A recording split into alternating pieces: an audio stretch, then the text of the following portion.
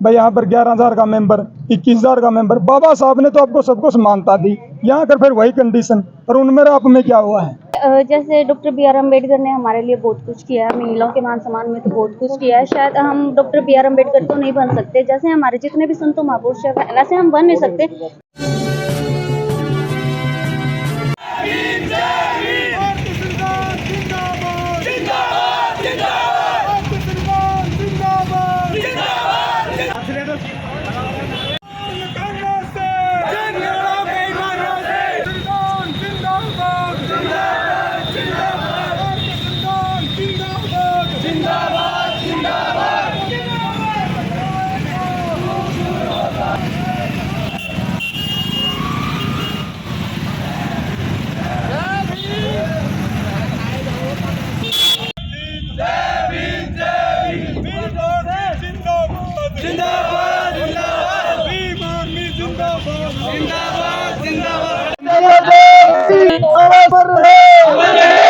NG news के सभी दर्शकों को नमस्कार। बाबा साहब भीमराव अंबेडकर का आज 66वां परिनिर्वाण दिवस मनाया जा रहा है, जिसे हम सद्भावना दिवस भी कह सकते हैं। और आपको पता है कि बाबा साहब ने बहुत से सभी समाज के लिए बहुत से काम किए हैं और हर व्यक्ति उसको याद करता है, जैसा आज नरवाना के अंदर याद किया जा रहा है। तो देख सकते हैं कि जो लोग हैं यहाँ पर पहुंचे हुए हैं बाबा को श्रद्धांजलि अर्पित करने के लिए सद्भावना दिवस पर। लोगों से बातचीत करेंगे, बाबा जी ने जो विचार रखे थे उन पर लोग कितना का अमल करते हैं। सबसे पहले आप पत्रकारों को मेरा क्रांतिकारी जय भीम। और हमने सोचा, सभी साथियों ने, भी आर्मी के जितने भी साथी थे और संगठनों के जितने साथी थे, वे बाबा साहब हमारे लिए मरे नहीं हैं। बाबा साहब ने एक बात कही थी, जब तक भारतीय संविधान जिंदा है तो मैं जिंदा हूँ। लेकिन हमारे लोगों ने उसको मार दिया। क्यों? वो लोग जो बाबा साहब की विचारधारा थी उनको छोड़कर मनुवादी विचारधारा के साथ मिले हुए हैं। और हमने युवा ने ये संदेश देना चाहिए, बाबा साहब हमारे लिए मरे नहीं साथियों। जब तक भारतीय संविधान जिंदा है तो बाबा साहब हमारे लिए जिंदा है। हम खुद उसको मार रहे हैं। जो बाबा साहब की विचारधारा है, जो बाबा साहब की सबसे पहले शिक्षा, हर गांव में लाइब्रेरी होनी चाहिए। बाबा साहब ने फिर बोला था संगठित होना और फिर संघर्ष करना। क्या आज लोग संगठित हैं? हाँ, कुछ युवा में सुधार है, बाकी संगठित है। जो बच्चे हैं उसको कैसे इस प्लेटफॉर्म पे लाया जाएगा आपकी तरफ? हम हर गांव जाकर सबसे पहले तो शिक्षा के बारे में बताते हैं। हर गांव में महापुरुषों के बारे में बताना जाना चाहिए। तो जब उनको पता होगा बाबा साहब कौन थे, साहब कांशीराम कौन थे, दीनबंधु वाल्मीकि कौन थे, सावित्रीबाई फुले कौन थी, साहब कांशीराम ने क्या किया था, बाबा साहब ने क्या किया था, तो विचारधारा अगर बच्चे पकड़ेंगे तो ये मिशन अधूरा नहीं रहेगा। कुछ लोगों ने हमारे हरियाणा के अंदर नहीं, पूरे भारत के अंदर इतनी सभाएं, इतने संगठन हैं, अगर वो चाहे तो बाबा साहब का संविधान एक दिन में लागू करा सकते हैं। ये हमें करके भी दिखाया था। भारतीय संविधान के जो 2 अप्रैल 2018 को ये मुद्दा था SC एक्ट वाला, उसमें हमें करके भी दिखाया था। भारत बंद तौर पे बात चल रही है सोशल मीडिया के अलग अलग प्लेटफॉर्म पे है, जो हिंदूवादी के जो ठेकेदार है वो कहते हैं कि गीता से है जो हम देश चलाएंगे, संविधान की जरूरत नहीं है। क्या सबसे पहले तो हम हिंदू को ही शब्द, एक ऐसा शब्द है जो गाली है, इसने सुप्रीम कोर्ट ने बैन किया हुआ है, हम इसको मानते नहीं। कई संगठनों की भावनाओं को उनकी संगठन है, देखो बाबा साहब ने सबको समानता का अधिकार दिया, वो कुछ भी बोल सकते हैं, उनको बोलने का हक है, हम उनके खिलाफ कुछ नहीं। लेकिन अगर वो भारतीय संविधान के बारे में कुछ बोलेंगे तो हम उनको मुंह तोड़ जवाब जरूर देंगे। सर आप कुछ कहना चाहेंगे? भारतीय जो संविधान है वो एक समानता का प्रतीक है।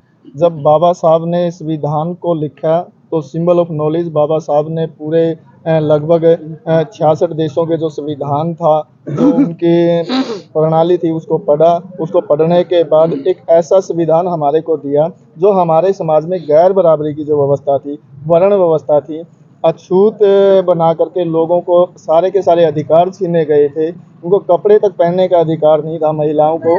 अब मूलाक्रम जैसे आप देखोगे, प्रथा एक ऐसी थी जिसे महिलाओं को सतन तक ढकने का अधिकार नहीं था।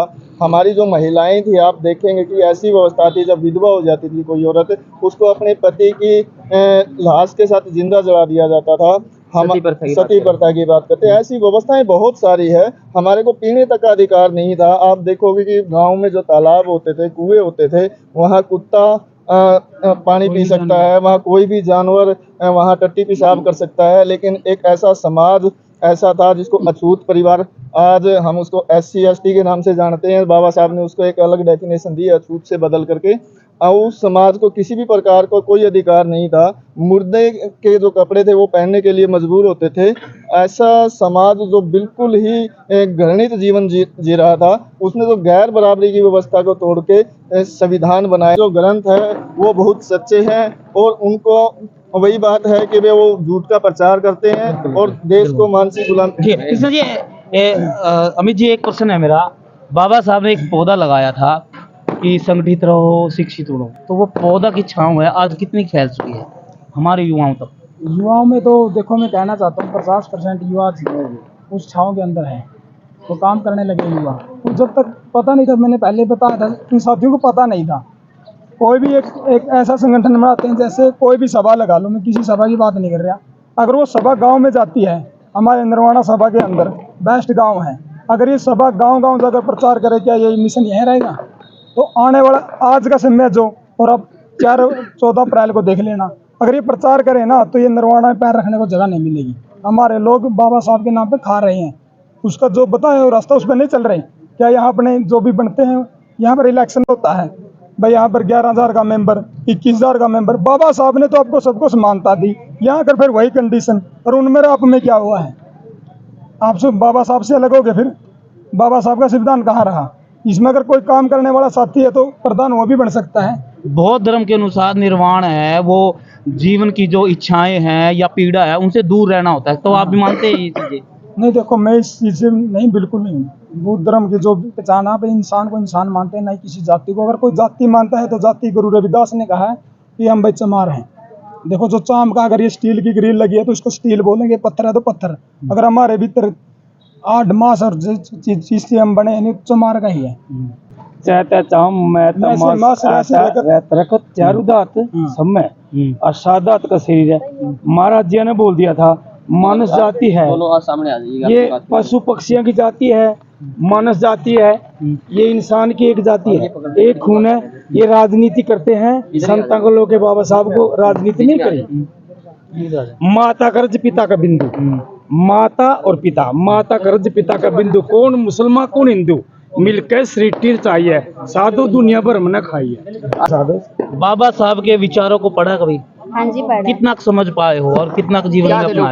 देखिए, जैसे डॉक्टर बी.आर. अम्बेडकर ने हमारे लिए बहुत कुछ किया है, महिलाओं के मान सम्मान में तो बहुत कुछ किया है। शायद हम डॉक्टर बी.आर. अम्बेडकर तो नहीं बन सकते, जैसे हमारे जितने भी संतों महापुरुष है वैसे हम बन नहीं सकते, लेकिन उनके बताए हुए रास्ते पे, उनके बनाए हुए रास्ते पे हम चल रहे हैं। और जैसे हमने अभी, क्या रास्ता था उनका रास्ता था, मतलब कि सबसे पहले तो ये अंधविश्वास ही मिटाना था, जो कि अभी मिटा भी नहीं है, लेकिन हम कोशिश कर रहे हैं, हम मिटाएंगे। जब तक हमारी सांसें चल रही है, जब तक हम संविधान को पढ़ के, संविधान की जितनी मर्यादाएं हैं, हम सब कुछ उसको मतलब कि अपने जीवन में खुद व्यतीत करेंगे। पहले तो हम खुद अपने आप को अंधविश्वास मिटवाएंगे, उसके बाद जितना हमारा समाज है, हम किसी स्पेशल एक जाति की बात नहीं कर रहे, जितना भी हमारा समाज है, हर किसी समाज को हम समझाएंगे जाएंगे। और जितने भी समझाओगे, ये जो अंधविश्वास चल रहे हैं इनको त्यागो। एक हिंदू कोड बिल बुक है, पढ़ो, महिलाओं के मान सम्मान के, जिसमें मतलब कि अगर देखे उनमें तो वैसे बहुत सारी बातें हैं, लेकिन जैसे भी पढ़े हम, जैसे महिलाएं अगर कोई अभी रेप वगैरह केस हो रहे हैं या फिर कुछ भी केस हो रहे हैं, अगर हिंदू कोड बिल बुक को पढ़ेंगे, ये खुद अंधविश्वास को त्यागेंगे,